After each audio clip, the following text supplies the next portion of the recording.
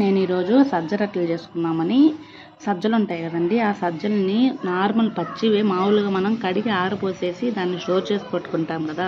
ఇప్పుడు స్టోర్లు మోరులు అలా అయితే వాళ్ళు బాగానే ఉంటాయి. లేదు ఈ పొలాలను అట్లా తెచ్చుకునేదైతే కొంచెం క్లీన్ చేసుకోవాలి. సో వాటిని నేను బాగా ఫైన్ పౌడర్లా చేసేసుకున్నాను. సో అందులో తగినంత ఉప్పు, జీలకర్ర యాడ్ చేశాను. సో ఇప్పుడు పచ్చిమిర్చి, ఒక పెద్ద సైజు ఎర్రగడ్డ అన్నీ వేసేసి బాగా మిక్స్ చేసేసుకొని అట్లకు ఎలా సరిపోతుందో ఆ కన్సిస్టెన్సీలో వాటర్ కొంచెం కొంచెం యాడ్ చేస్తూ నేనైతే మిక్స్ చేస్తాను. చూడండి ఎట్లా మిక్స్ చేస్తాను అంతా నేను ఫస్ట్ ఇదంతా వేసి మిక్స్ చేసి చూపిస్తాను.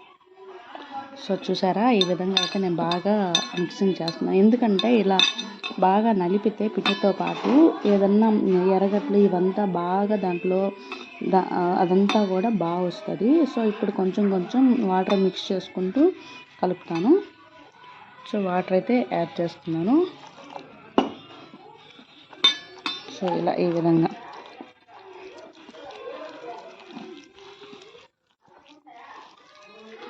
చూసారు కదా, ఇట్లా బాగా మిక్స్ చేస్తున్నాను. సో పెనం మీద మనం ఎలా అంటే ఒక చిటికి వాటర్ వేసి ఇది చేత్తోనే తట్టుకునే విధంగా మనం ఆ కన్సిస్టెన్సీలో అయితే కలుపుకోవాలి.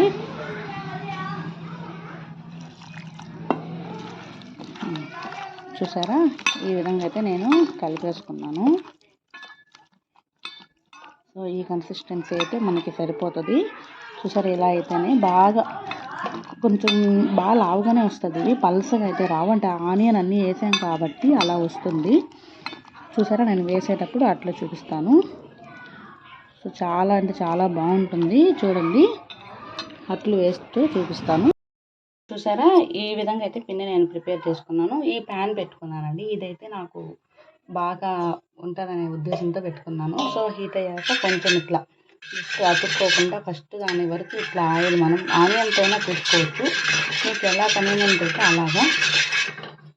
సో ఇప్పుడు మనం చెయ్యి ఇట్లా తడుపుకుంటూ కొంచెం ఆ టైంలో కూడా కొంచెం వాటర్ యాడ్ చేసుకుంటూ, సో నేను చూసారా, నేను ఫస్ట్ మీకు ఒక చిన్నది వేసి చూపిస్తాను. తర్వాత ఎంత ఎట్లా తీసుకొని సో ఇలా వేసి, సో ఈ విధంగా పలసంగా మనకి ఎంత మ్యాక్సిమం పలసగా వస్తుందో మీకు అవైలబిలిటీని బట్టి నేను ఫస్ట్ అయితే చిన్నది వేసాను చూపించేదాన్ని కోసం. మీకు ఎంత సైజ్ అయినా వేసుకోవచ్చు.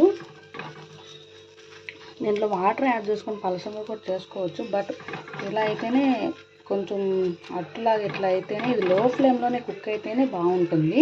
మినిమం ఒక 10 to 15 minutes వరకు లో ఫ్లేమ్లోనే కుక్ అవ్వాలి, అప్పుడైతేనే బాగా వస్తుంది. సో ఇప్పుడు దీనికి చుట్టూగా మనం కవర్ అయ్యేటట్టుగా ఆయిల్ యాడ్ చేశాను. సో ఇప్పుడు మూత పెట్టేసి 10 to 15 minutes వరకు కుక్ చేద్దాం. చూసారా, ఇలా పెట్టేస్తాను. కుక్ అయ్యాక చూపిస్తాను రిమైనింగ్. ఈ విధంగా అయితే రోస్ట్ బాగా అయింది చుట్టూ. సో నేను ఇప్పుడు టర్న్ చేస్తాను. ఈ విధంగా అయితే నేను టర్న్ చేసేసాను. బాగా రోస్ట్ అయిపోయింది కదా. ఇలా దీనికి ఏం నంచుకోకుండానే మనం చట్నీ ఏం లేకుండానే ఒట్టిగా తినేయచ్చు. చాలా అంటే చాలా బాగుంటుంది. ఇదంతా మంచి డైట్ ఫుడ్ అండి. యాక్చువల్గా ఆయిల్ లేకుండా తింటే ఇంకా మంచిది. మరీ అట్లా తినలేరు అనుకుంటే కొంచెం ఆయిల్ యాడ్ చేసుకోండి. సో చూసారు ఎంత బాగా వచ్చిందో. సో చాలా బాగుంటుందండి. మీరు కూడా ఖచ్చితంగా ట్రై చేయండి. మీకు ఈ వీడియో నచ్చినట్లయితే లైక్ చేయండి, షేర్ చేయండి, అదేవిధంగా సబ్స్క్రైబ్ చేయండి ఫ్రెండ్స్. నేను సర్వింగ్ అయితే చేసేసుకున్నాను. నేనైతే యాక్చువల్గా ఒట్టిదే తినేస్తానండి, నాకు చాలా బాగా ఇష్టము.